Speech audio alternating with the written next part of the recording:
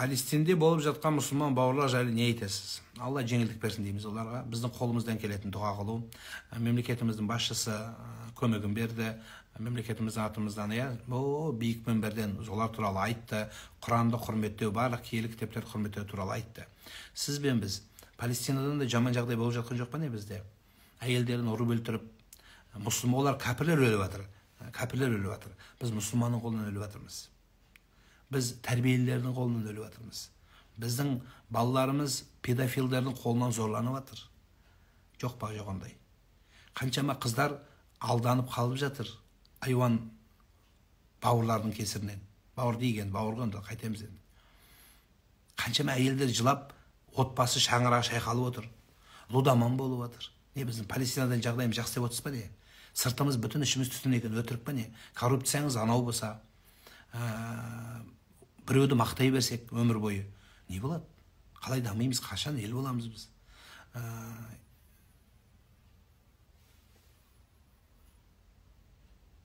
Қалай болады бұл? Сол ма не? Палестинға мен жаным ауырып жатыр, но менің өзімнің отанымда Палестиннан кем жағдай болып отқан жоқ. Түсінсеңіз, просто көрінбейтін шығар көптің ішінде, бірақ бізде де бар ғой. Қаншама қарындастарымыз жылап жүр. Кредиттен кредит, қарыздан қарыз, тойдан той басымыздың жеткені. Дүниеміз тасса жағдай жоққа берудің орнына соған мәзбіз, еще мақтаймыз оның тойына барып алып. Бұндай той көрмедім деп. Өтіріктен өтірік болса, қалай енді? Біздің жүрегіміз сонда не? Жоқ па не бізде ондай жағдай?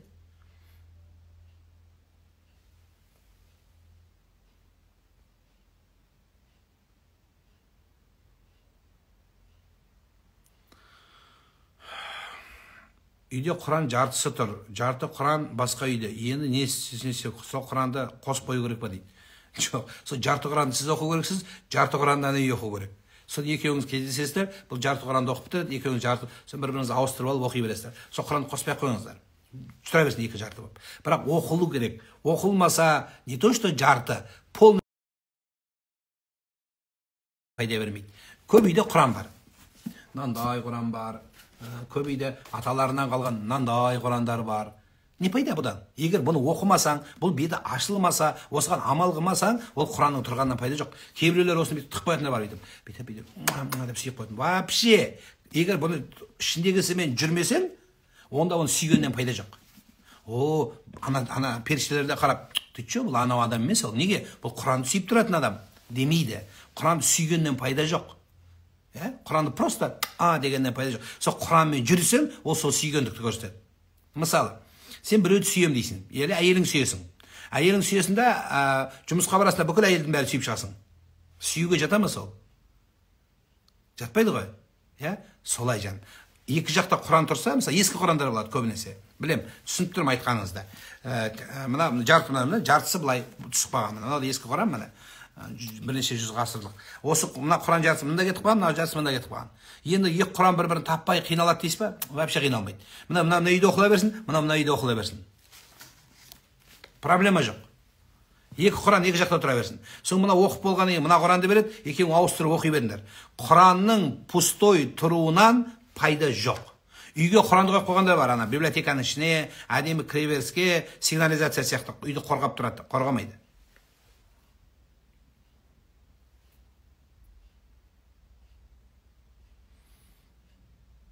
Қаншама рет жаздым, көңіліңді аударасыз ба, өтінемін, маңызды сұрақ мен үшін дейді. Осыны жазғанша сұраған жазғанда оқи салатын жаным. Мешітте айтылған уағыздан қайдан тыңдауға болады телефоннан дейді. Интернеттің бәрі уағыз, ютубтың бәрі уағыз. Тола, бәріміз ютубта жүрміз. Кириллицамен сүре жаттаған дұрыс бола ма? Нұрсұлтан ұстаз дұрыс емес дейді. Нұрсұлтан ұстаздың не айтқанын білмеймін, бірақ жалпы үйренген адамға үйреніңіздер. Анау дұрыс емес, мынау дұрыс емес, бәрі арабша оқи алмайды ғой. Сондықтан бәрі араб емес, арабша әріп білмейді. Енді Нұрсұлтан ұстаз мен басқалар оқыған шығар енді. Елдің бәрі ондай оқыған емес қой. Сондықтан мешіттегі уағызда айтылған, мешіттегі жамағатқа айтылған шығар ол. Ол бұрыннан өзгермей жүрген адамдарға сөйтіп айтамыз енді. Ал енді сіздерге жаңадан бастай сол кириллицамен оқи бер, намазыңды бастай бер жан.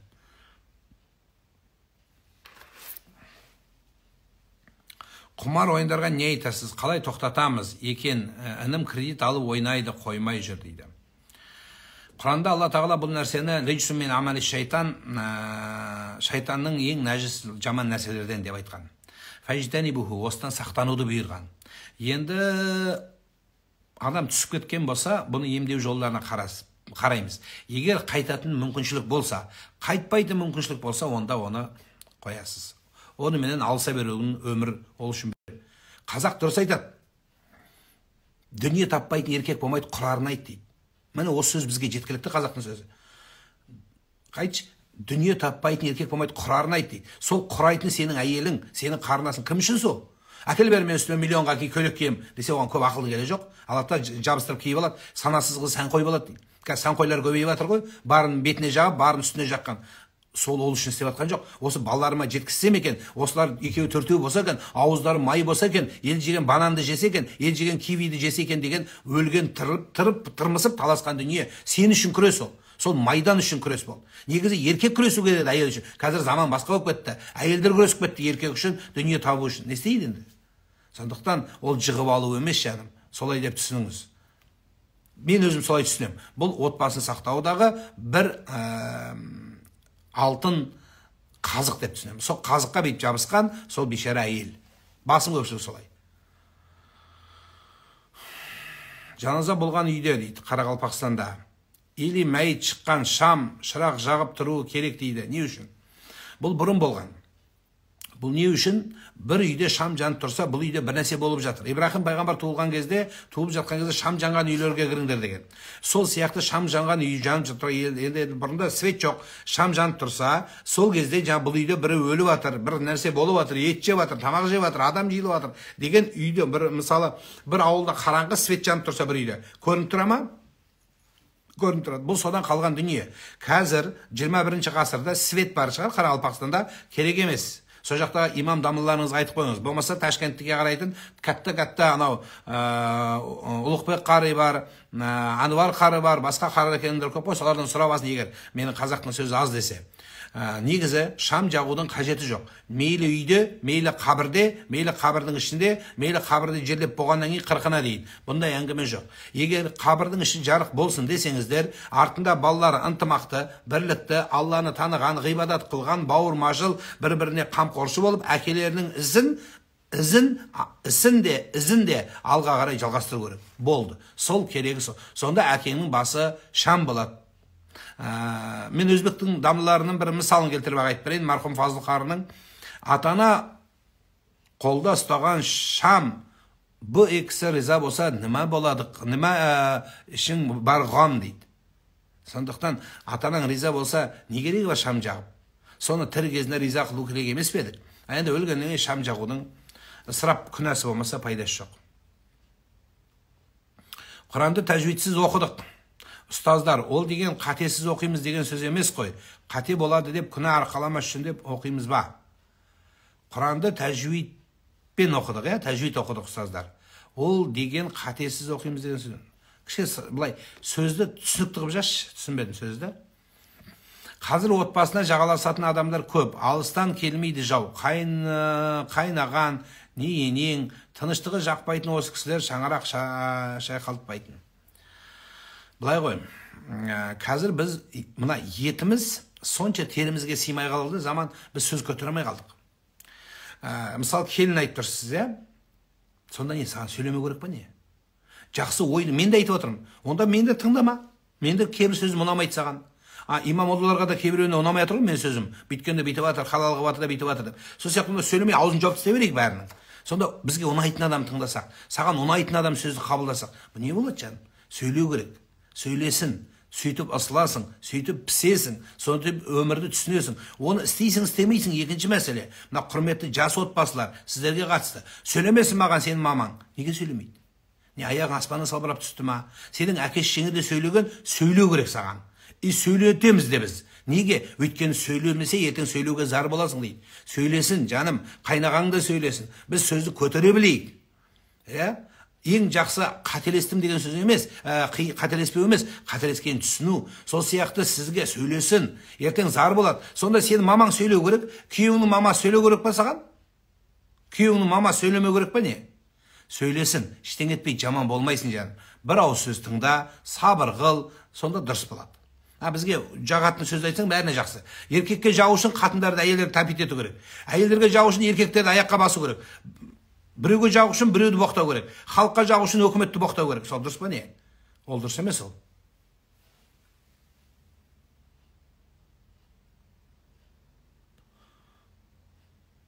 Көтерсін сөзді, жаман болмайсың жаным. Сен үшін істейсің, істемейсің, ол өз уақыт көрсетеді оны. Өз ақылың ақылақ дегендей, кішкене жақсы сөз көтере біліңіздер. Пайғамбарымыз саллаллаху алейхи вассаламның қызы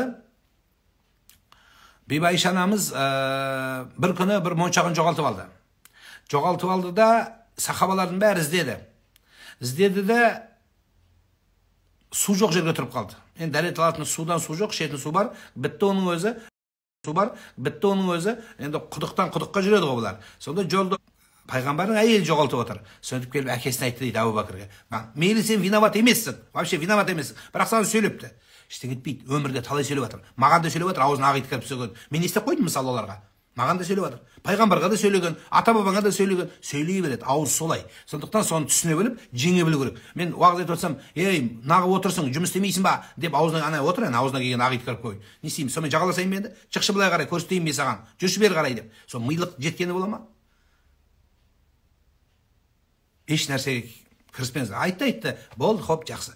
Ана түзу көңіл дейді, қисық нәрсеге мән бермейді дейді. Мейлі ол жаман болсын. Сіздікі дұрыс деп болды. Ақымаққа ақымақ болудың керегі жоқ қой. Бірақ соның сөзінде де бір даналық болады. Бір жындының ішінде де бір даналық болады, соның бір өміріңе қажетті нәрсе. Бір ауылда бір жынды үйдің үстіне шығып алыпты, секіріп өлем деп. Содан кейін не имам келеді, қойдырамайды, МЧС келеді, прокурор келеді, милиция келеді. Ешкім жаңағы туралай алмайды, қайтарамайды. Соның бір ғалым кепті де айтты, бұл ауылда жынды бар ма сияқты депті. Бар депті. Шақыршы соны депті. Соң бір жынды кепті. Мынаны түсіре аласың ба десе, түсіре аламын депті. Қалай десе қолын бүйтіпті да, мына пистолет атып өлтіремін түс депті.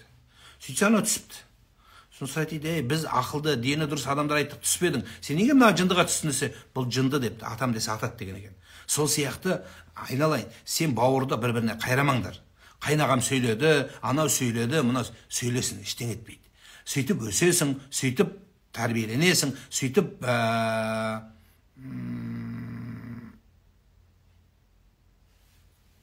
сыласың, сөйтіп қоғамға сиясың жаным. Сөйтіп адам боласың. Бұл дүние бәрі идеальный болмайды ғой. Кейде біреу ұрсу керек, кейде біреу бүйту керек. Сөйтіп барып алға дамиды адам. Даму үшін де бір нәрсе керек. Бәрі идеальный болғанда бір удар болса сен құлап өліп қаласың бірден, терек сияқты. Сондықтан олай болмау керек. Үшін ағалар сөйлесін, ештеңе етпейді, деп қойып жүре бер болды. Үлкен жаңа бір мақсат қойды, жаңа жылдық бір өзіңе мақсат қой. Үлкен мақсат қойсаң, қалған нәрсе бәрі қалады жаным. Ереже солай. Әйтпесе, көп бір-біріне бауырға айдап салғандар. Содан ол ақша бауырдан безет. Содан қартайып, сүмірейіп, сен бар боласың ба, өзі жоқ боласың ба? Ағайыннан безгендер міне қазір көп біздің туысқандарымыз араласпайды. Неден? Бар ғой сен туысқандарың, соны өзің ойлап көрші, неден араласпайды? Сол әйелі құлақтарына бұраған, немесе біреудің сөзіне ілескен, сөйтіп бауырға, адамның қазақтың көңілі бір атым насыбайдан қалады. Бір атым деген, негізі ол дұрыс емес. Бірақ сөйтсе де біз сондай жүрегіміз, сондай нәзік адамбыз. Дегенде жүрегіміз пақ жарылатын елміз. Олай жасамаңыздар. Осыған мына тігісті жабатын да, ортаны ашатын да әйел кісі екенін ұмытпаңыздар.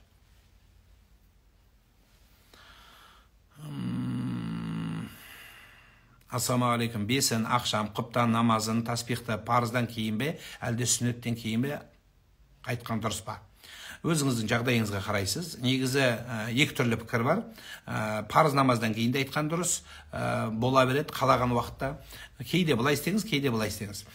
Кейде бүкіл намазды оқып бітіріп тұрып жасаған дұрыс па? Бірақ мешіттерде біздің елімізде практика тәжірибе барлық намаздарды оқып біткеннен кейін жасайды. Өйткені біреу отырған кезде біреу тәсбih тартып мынандай кішкене ортасында не көбейіп кетеді да, ара қашықтық. Сол үшін барлығы бітіріп жасайтыны сол соңында.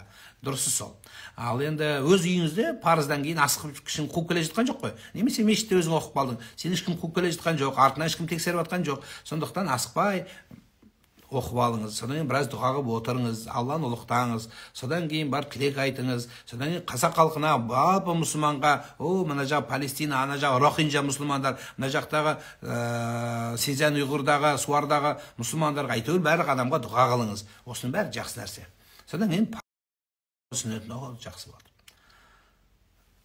Намазхан келіншекке косметологқа баруға бола ма? Неге болмайды? Намазхан әйелге неге баруға болмайды? Әйелдердің бәрі беті бұжыр безеу болу керек па? Неге? Осветление жасау керек, бетін қарау керек. Күйеуіне жақсы көріну үшін, бетіндегі безеуді сығу үшін, бетіне кішкене қарап күту, ол әйелге енді міндеттемесек те семьясын сақтауға. Енді жылтыр беттерге құмар болып баратса сенің әйелің, күйеуің. Әйелде кішкене өзін қарау керек шығар. Енді бірақ анау шугаринг бір нәрсе, интим стрижкалар бәрі арам мұсылман үшін, ол дұрыс нәрсе емес. Жалпы таза жүру керек, бірақ ондай салонға бару мұсылман үшін тыйым салынады. Мейлі еркегіне, мейлі әйеліне. Бірақ жалпы бетін кішкене тазалау, немесе жаңа қазіргі әртүрлі манипуляция бар, лазерный, химический, басқа да, соны жасағанда тұрған ештеңе жоқ. Тек қана мына ерінді үлкейту, бір нәрсені кесіп алу, бұл арам болады. Күйеуім басқа елге кетіп қалды, ажыраспадық, ата-енеммен қалдым, өз төркінімен кете берсем болам, 6 ай өтті дейді. Ол ақмақ болды күйеуім. Ат айналып қазығын табады ботам. Егер саған ата-енең жақсы қараса, жаным, солардан қол үзбе, дұрыс қылғасың. Сол ата-енеңмен бірге тұра бер, кетпе. Ат айналып, оны бір кішкене шайтан азғырып, бір нәрсе көзіне жылтыңдап көрініп, сондай болған шығар. Болмаса тағы біраз шыда, жаным. Сол жанұяда, сол әулеттің түтінен түзу шығар ботам. Алла саған сабыр берсін. Ол сүмірейіп келеді. Алладан үмітіңді үзбе, дұға қылып отыра бер, бәрі орнына түседі. Бала бар екен, перзентің бар екен, атанаң дұрыс қараса, жаным, сол әулеттен шықпа, жаным.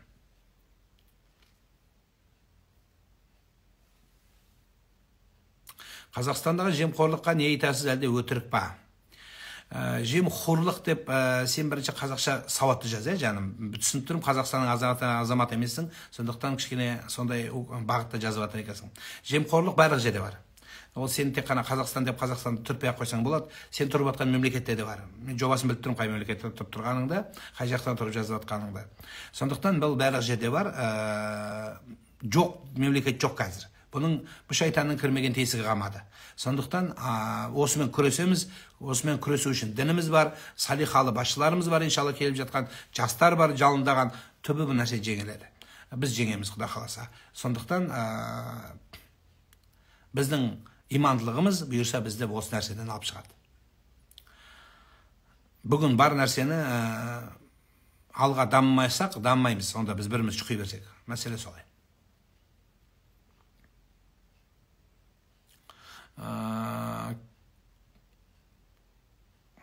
Енем Исаға сыйынады, не дейсіз? Енең өз жауабын береді, сен енеңе қызметін жасай бересің болды. Ол Исаға сыйынбақ түгіл құрбақаға сыйынса, сиырды құдай деп, құрбақаны құдай деп сыйынса да, бәрібір ене болып қалады саған. Ол енелік үкімді түсірмейді сенің мойнынан. Ене де оны бұлай түртудің керегі жоқ, бәрібір қызметіге міндетті боласың, соның баласын жақсы қарауға міндетті боласың, ол баласы да мамасын қарауы міндетті болады. Құрбақаға сыйынса маған десе. Иса тұрмақ. Түсінікті? Ол ана болады бәрібір. Балама азан шақырмады, 1,5 жаста азан шақыру кеш қалдық па? Ол азан шақыру міндетті емес, жаным. Енді ары қарай қызметін жасау міндет. Баланы тәрбиелеу, сол азан жолына тәрбиелеу, Құран жолына тәрбиелеу міндеттірек болады.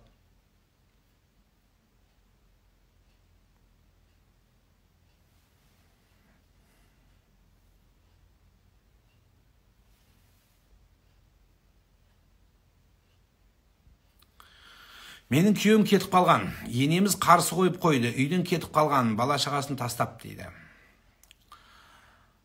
Енді былай ғой, жаным, кететін күйеу кетіпті, құтылатын жерінен құтылыпсың. Енді ол да сытылып шығыпты, енді оны не қыласың, жамандап айтшы. Болмады, болды, ары қарай өмір жалғасып жатыр. Сен онсыз өліп қалған жоқсың ғой, өліп қалған жоқсың. Күнің оған қараған жоқ, қиналдың, шаршадың, әртүрлі нәрсеге душар болдың, әртүрлі адам сөзін естідің. Не істейсің енді?